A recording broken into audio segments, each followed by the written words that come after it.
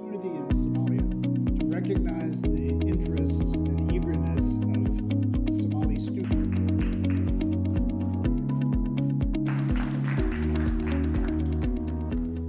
waxaan dareemayaa digriga aan maanta helay inuu yahay wax aad u weyn oo aan wax badan ugu qaban karo wadankayga ummadda Soomaaliyeed iyo waxyaabo badan waxaan marar badan aan arkay in hooseyso qaabka oo dadka loo xukumo dastuurkeena wili inuu qabiyo yahay waxaan jeclahay digriga aan maanta qaatay inaa waxyaabahaas wax badan ugu qaban doono insha Allah.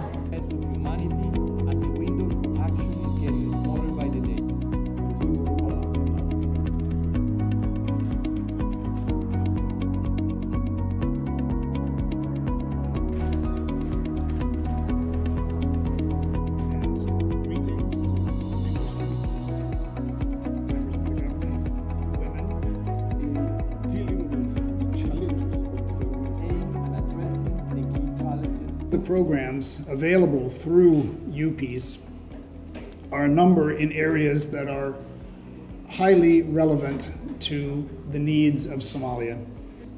And so I'm sure that those of you who have been studying these different topic areas have much to contribute to the country, to your families, to your communities as you go forward.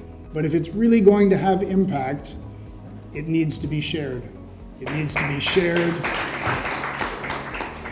in your communities, shared with your fellow countrymen and women to move the country forward. waxaan aad u aaminsanahay aqoonta aad barateen in aad si sax ah ugu adeegi doontaan uguna laaban doontaan bulshadiina Soomaaliyeed laakiin waxaan rabnaa wixii aad soo barateen markaad la soo laabataan inaad ugu adeegtaan bulshadiina wadada saxdan aad ku hagtaan